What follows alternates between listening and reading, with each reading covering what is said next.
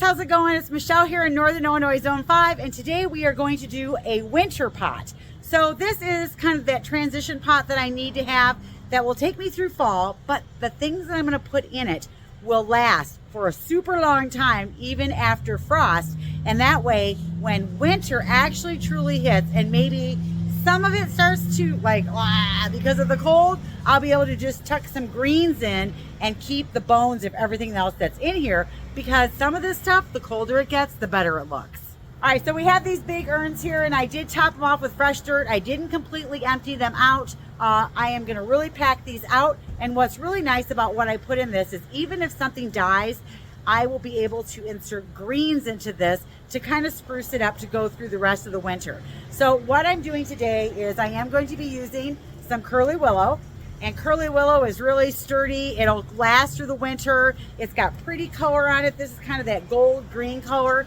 So I'm going to be using this in the middle. I'm also going to be putting an obelisk in this. So I have this really tall, pretty, it's kind of a brown colored obelisk that we're going to be putting in the center. And then I'm going to be using some sedum. This is the Rockin' Round sedum from Proven Winners. And I'm choosing this one because it is a zone 3. And so I am going to be overwintering it in this pot. So I need it to be 2 zones colder than the zone I'm in, which is 5, for it to be able to have a chance of making it through the winter. Now this is a concrete pot, so it's got pretty good insulation, and it's got a pretty big reservoir of dirt.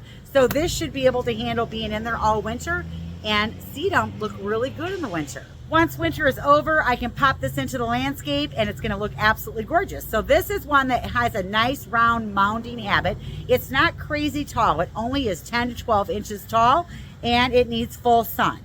This is gonna grow in zone, I think it's 3 through 9. Yep, 3 through 9. So I'm gonna use this in the center of my pot in between the obelisk, and then I'm gonna have the curly willow coming up through the center of it. So I think this will look really nice, and it'll carry me through all winter long. I am also going to be using flowering kale. I've decided to use purple because I don't have enough white. I have 2 pots to do, and I'm doing 3 in each pot, and I don't have 6 white, but I do have 6 purple. And so this is the flowering kale. This is called Peacock Red. Isn't that really cool, the shape and how that looks? So I'm going to be doing 3 of these around the outside edge, and then in between the kales, I am going to be doing some pansies, because pansies can handle a light frost, they can handle a little bit of snow, they can handle the cold. And sometimes they might look droopy, but then when it warms up through the day, they perk right up. Now these might not make it through the whole winter here because we do get too cold, but I can always pop these out and then pop some greens in their place. I'm going to be using the Sangria Punch, and I just love the color on this one. Look at that, isn't that gorgeous?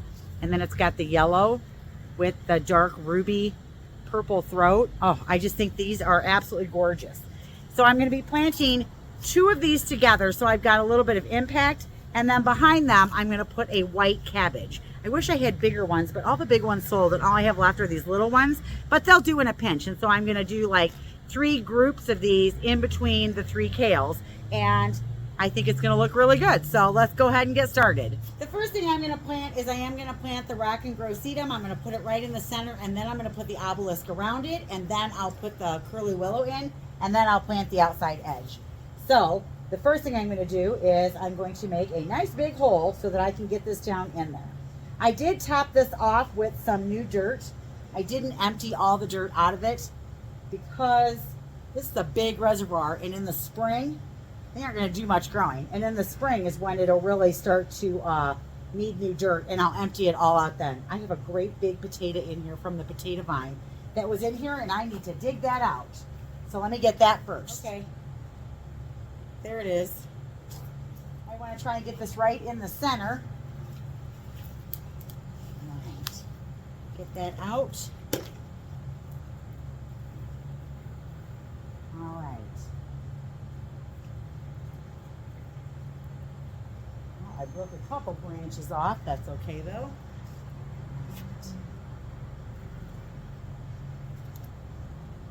Here's another one I broke off. All right, make sure he's in the center and he's straight, and then I'm going to put the obelisk around it. All right, this obelisk is from Panacea, and I need to hug it up in there.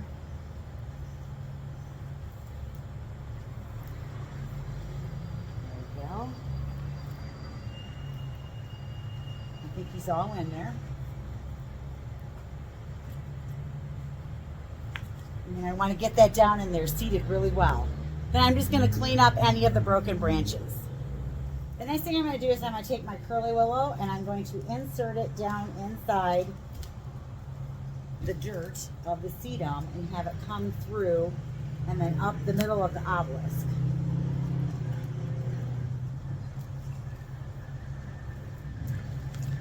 All right, I really like that. All right, then I'm going to put 3 of the purple kales. 1, 2, 3, like divided up into 3 quads. Now I am going to put this at a little bit of a slant so that it's kind of sitting like this a little bit. So I'm going to dig my hole. Try not to make too big of a mess here. I'm going to take my kale out. And what's nice is if you have any that look icky, you can just snap those right off. And again, just like we did before, if there's a lot of dirt, like extra dirt, and you need to pull some of it off, you can pull some of that off as well.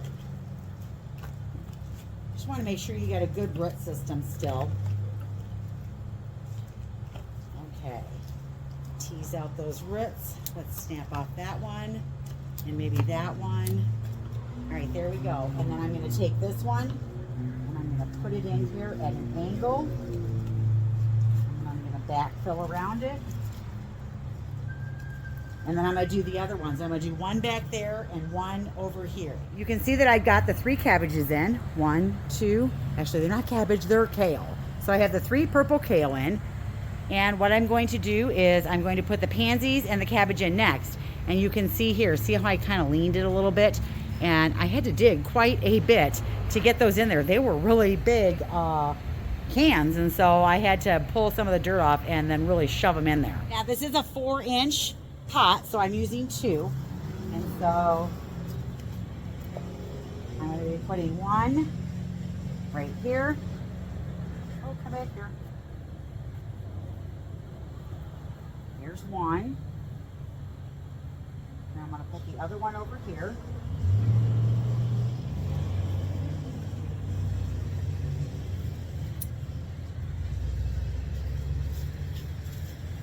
And then I'm going to put my little cabbage right back here, right there.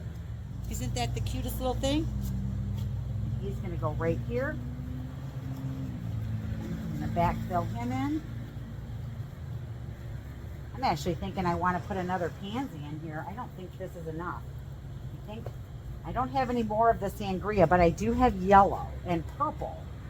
So let me go see what I can find that will match, because I think we need something right there. All right, I have a Delta mix, okay? So that's all I have left are the Deltas. So I'm going to put that right in there. And I think that'll go.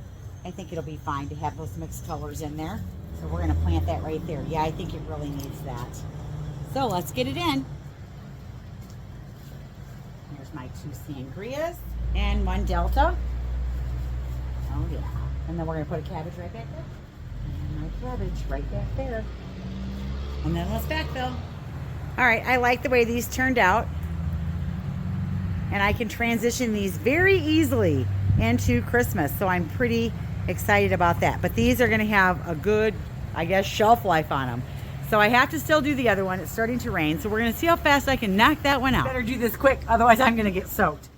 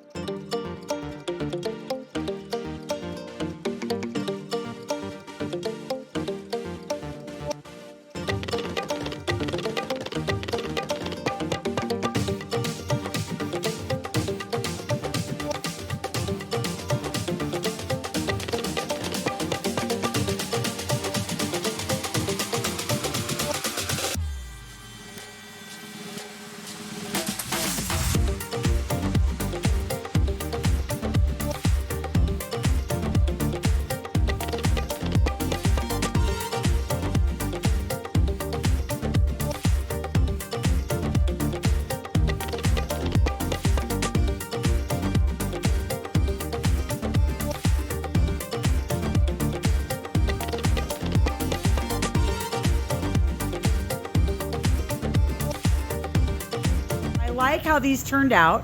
I'll have to put my hose away. So all of this stuff that you see around it, all of this will go to bed here in the next couple weeks, and it'll be overwintered in an area where we keep plants that don't sell.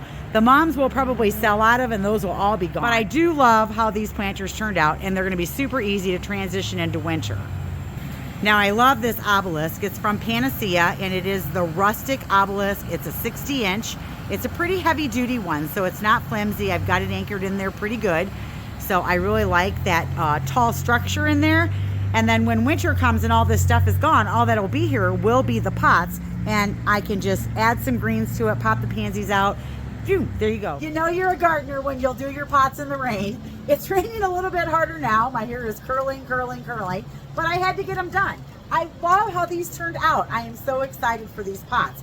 I know that they're going to take me all the way till Thanksgiving and probably longer. If the pansies poop out, that's okay. I'll add some winter greens and I'll add some red to this, which will contrast nicely with the purple for Christmas. I think that this is one of the favorite pots that I've done so far this year. So I'm pretty excited that I have 2 of them out here flanking the entrance. So I hope that this inspired you to run out and get a couple more pots done. Or if you are having fall pots where things are pooping out, you can transition to some of these items in here, because the colder it gets, the better they look. Love them. So thanks for watching, you guys. Take it easy and keep on gardening. Bye, everybody.